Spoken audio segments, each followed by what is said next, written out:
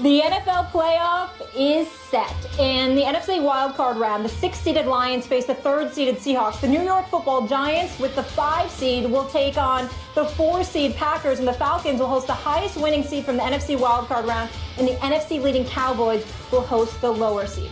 So the question is, will the number 1 seed Cowboys win the Super Bowl? My man. Hell no. Let's just start it off right there. Let me be very, very clear to America. The Cowboys, this is supposedly America's team and the whole stuff, and we know we got Cowboy Nation out there. It's a big fan base. I want to go on the record. I understand that they're the number 1 seed. I understand that they got the dynamic duo as the rookies in Dak Prescott and Ezekiel Elliott. I understand the season that they had. I get all of that. I just want to announce to the world right now, I don't care if it's the Titanic or whatever's going down. I'm going down with the ship. The Dallas Cowboys will not, I repeat, will not win the Super Bowl. They will lose. A matter of fact, I'm sitting here saying they ain't even winning the daggone playoff game. They ain't going to lose in 2 weeks because Detroit ain't beat Seattle. That means it's going to be the Giants or the Packers. All right, that means it's Aaron Rodgers or Eli Manning with OBJ or the whole crew. It does not matter. The Dallas Cowboys are going down. I'm going to start it off right now. We're going to get this out the way because I certainly don't want to spend my day talking about the Cowboys. I'll deal with them a little bit more later. But I want to be very, very clear on our debut. Right here on ESPN. Ain't nothing changed. Ain't nothing changed but the rent, all right? We on ESPN now, not ESPN 2, but Stephen A is Stephen A. Be Still very, wrong. very clear. Still wrong. Your Dallas Just Cowboys because we go to ESPN they ain't winning doesn't mean anything. you start to be right. Well, you know, I can be prophetic at times. We all know this. We all know this. But at the end of the day, the Dallas Cowboys are not winning. And I want to make sure that I'm clear about that. Come February, when there's a Super Bowl champion crowned, it will not be those dudes with those stars in their helmets and playing in a $1 billion playpen with the most disgusting, obnoxious, delusional fan base in American history. They will not be celebrating. The Dallas Cowboys will go down. Actually, I'm thinking it's about the next 2 weeks, just like I said, to the Cowboys. I'm sorry, to the Giants or the Packers. Well, yeah, the Giants can certainly beat them. They beat them twice during the regular season, although it's difficult to beat a team 3 times in the same season, divisional rival. But what strikes me is just because we moved from ESPN 2 to ESPN, that doesn't change anything for you. You still want to be wrong on every debate. Well, it doesn't change anything wrong for me because I'm omnipresent. I'm all over the place and I'm usually right. You still want to catch these L's. You still want to catch these L's in every debate. Whatever. I think you're a bit sensitive to the Cowboys. The Cowboys, from wire to wire, have been the best team in the NFC, except for the matchup with the Giants. The Giants have their number, and again, it'll be hard to beat them 3 times if the Giants get there. They've been the best team in the NFC, wire to wire. The best point differential. They finished the year 3rd overall in the NFL, but they spent the most weeks as the best team in the NFC and tailed off a little bit at the end. 1, because they had to play the Giants, and 2, the game against the Eagles, they're rested. You know, Zeke doesn't get a carry. That's not the Cowboys. They got nothing to play for. Eagles didn't have their draft pick anyway, so they're highly motivated. So you're giving them a chance? The Cowboys should be the overwhelming favorites to get out of the NFC. And once they're there, I don't see where the Patriots, say, necessarily should even be favored in that matchup. Of course the Giants, Freudian slip, the Cowboys can win the Super Bowl. Of course they can. Hold on. Am I listening correctly? Yeah. Is Max Kellerman telling me that the Dallas Cowboys should be the favorites, period, over everybody playing in the postseason? That the Dallas Cowboys should be the prohibitive favorites to capture the Super Bowl championship? I want you to be clear before you answer this question. They should be the favorites of the NFC. Before you answer this question, you have to go back to New York. Be careful with your answer. I mean, the people are watching. You're going to sit up here and say with a straight face, with no compunction whatsoever, with no hesitancy, with no apprehension or trepidation, you're going to say that the Dallas Cowboys should be the favorites? Now, look, I am a Giants fan. Go ahead. Unlike you, apparently, I am an empiricist. That means when evidence comes in, I got to weigh it. It's got to affect my decision. Oh, please. You, my friend, on this topic, on the topic of the Dallas Cowboys, you are very religious. In other words, you have an undisprovable hypothesis. That's true. Your hypothesis is, if anything can go wrong, it will. Right. No amount of evidence can move you off that hypothesis. May I answer that? Therefore, it's with religious devotion that you say I answer this? Because, you know, and listen, the mathematician himself, Spock Kellerman, the pragmatic individual that you are, there have been many, many times where you felt the need to try and educate me based on numbers, facts, and history. All 3 are in my... Hold on. all three are in my favor when it comes to me talking about the Cowboys. What numbers, what facts, what history disputes my proclamation that they are an accident waiting to happen? I'm talking about history. Yep. Let's take the last 5 years. Let's take recent history. The last 5? Yep. 2011, they started using their first-round picks on offensive linemen. That's where the seeds were sown for this season. I understand that. And that really showed you when Stephen Jones started taking control of the franchise from Jerry Jones.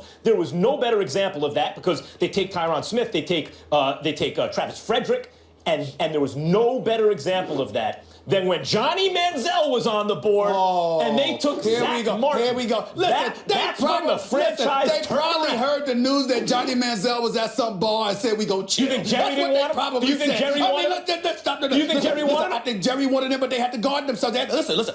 If anything could go wrong, it would. Wait a minute. Have you ever heard of the White House?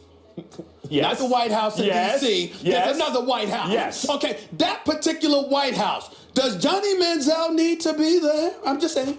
I mean, when you talk about motivation to make you hesitant, I mean, would not that be applicable? I mean, the point that I'm trying to make to you is this. Then you also said the last 5 years. Well, do you know that in the last 5 years the Cowboys only made the playoffs one time? That means takes time for an offensive line to come together. I'm sorry, I thought that offensive line was supposed last year. I thought the offensive line was supposed the year before. That's right. They went and then once that's there, you need to find your quarterback who can stay healthy. Dak Prescott. Whoa. Tony Romo was healthy. No, he wasn't. Excuse me, he was healthy 2 of those 3 years when they went 8-8, lost the last game of the regular season. And the team wasn't quite ready yet. Was he playing when 2 years ago when they were 12 before and they lost it? About 2 years ago. No. Max Kellerman gives my brother. Max Kellerman gives me numbers. He gives me facts and he gives me history. I just give it to you and now you're going to bring up now? When I bring up now, it's not good enough. But when you bring up now, it's okay. That's right. When I say it, it's better. That's exactly right. That's all right. That's okay. Look, go ahead. Right now, we're talking about right now. The Cowboys, if what you're saying is true, would have taken Johnny Manziel instead of Zach Martin. That's a Cowboys-type move. That's a Jerry Jones getting in his own way type move. This franchise has changed. Stephen Jones has much more control. He's made very good decisions, and they're the favorites in the NFC. I just want to be clear because you're the one that got you got to go back to New York too. So I just want to be clear. The Giants fan that is Max Kellerman is drinking the Cowboy sauce, the Cowboy Kool-Aid. That's what we're doing, right? Don't get it twisted. Don't get it twisted. If the Giants play the Cowboys... That's where I'm going. Hold on. They got to get by Green Bay. I'm going to your point. If the Giants... Yeah. Because you're picking the Giants to beat Green Bay because you're a Giants fan. We'll see. Okay, we'll see. I like that. I'm very, very proud of you on that. Here's the point. If the Giants beat the Packers... Yeah. Then they play the Cowboys, which will be the Cowboys' first playoff game of this season. And I know you ain't picking the Cowboys to beat the Giants, which means that the Cowboys might not end up winning a playoff game, which would just be so beautiful. It would just touch me. Just a quick math lesson. I know you're an educated man. Let's say the Giants are 60% likely to beat the Green Bay Packers. Yeah. That makes them a nice little favorite. And let's say I also believe they're 60% likely to beat the Dallas Cowboys. Mm-hmm. What are the odds that they actually beat the Dallas Cowboys? That's 60 times 60. That's 36%. That's under 50-50. See how it works? I think they'll beat Green Bay. I think they have a good chance to beat Green Bay. That is a tough matchup because of Aaron Rodgers. If they do, I think they have a good chance to beat the Cowboys better than anyone else, as good as the Cowboys are, although they played 2 very close games that could have gone either way. Very tough to beat a team 3 times. But the odds that both of those things are going to happen are less likely than they are likely. I got you. So you're giving me odds. Empiricism. All I know is he said Dallas is the favorite in the NFC. And I'm saying to you, I'm not even the empiricist to you. I'm not even getting on you about that. What I'm getting on you about is that history, numbers, facts are what you usually lean on, but I'm using it now and you getting on me because you want to stick to the present day. See, I'm just watching the switch. That's all I'm trying to say. That's all I'm trying to say. First Take on ESPN, just getting started. Coming up, more bets have been placed on Green Bay to win the Super Bowl than any other team at multiple Las Vegas Superbooks. Green Bay is a 4.5-point favorite against New York. Stephen A. Smith. Yes. The discount double check, the biggest threat to Dak and Without question.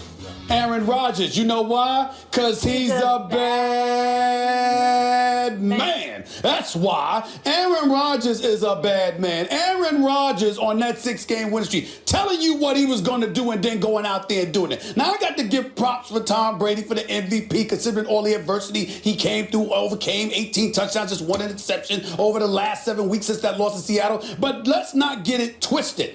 I believe Aaron Rodgers to be the greatest talent at the quarterback position I have ever seen. That's what I believe about Aaron Rodgers. And this dude, having won 6 straight, going up against the New York Giants, who, by the way, can't average 20 points to save their life, haven't scored 20 points in about 6 weeks. Now, their defense is no joke, and I give credit where credit is due to Reese and the crew with DRC and Jenkins and all of these boys, Janoris Jenkins, and even Eli Apple to a lesser degree. But the bottom line is this.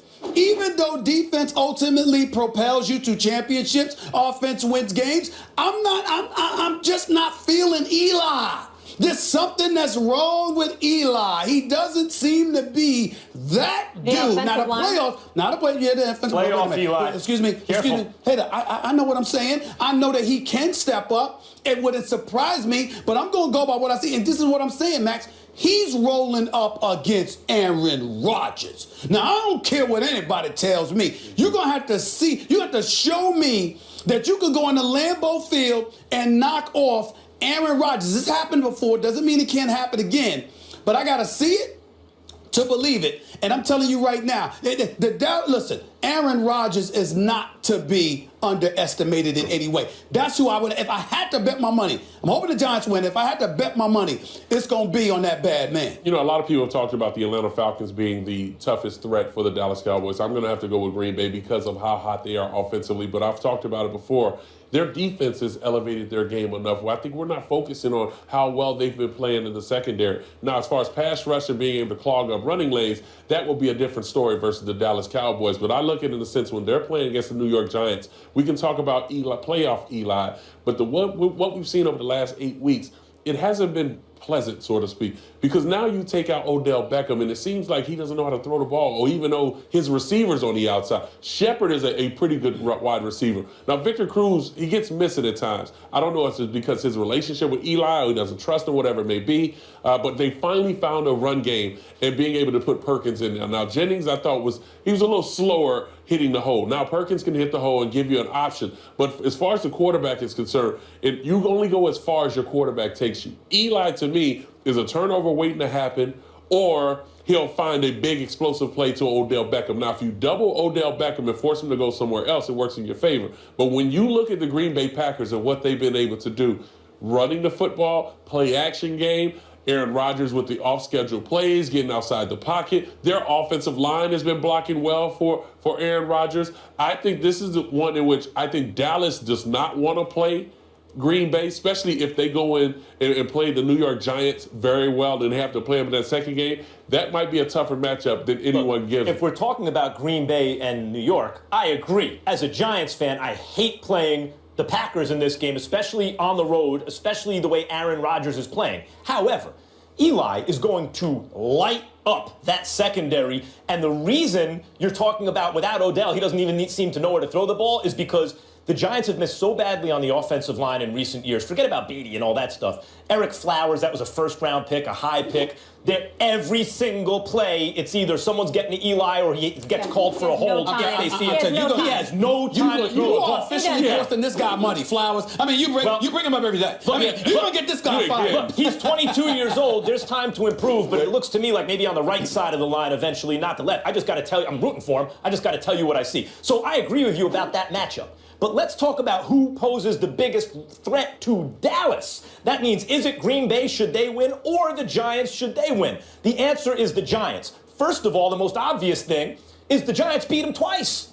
Now, I mean, that already happened. So the only argument against that is you're not going to beat a team 3 times. But the Giants have shown, and the Eagles' loss doesn't count. They had nothing to play for. When Dallas still had stuff to play for, the Giants were the only team in the NFL who had a shot at them, and they didn't beat them once. They beat them twice. Wait a minute, did you say the Philadelphia Eagles game didn't mean much? 7 drops. No. That was bad. No. I thought you were talking about the Giants. So what happened in Washington? How many?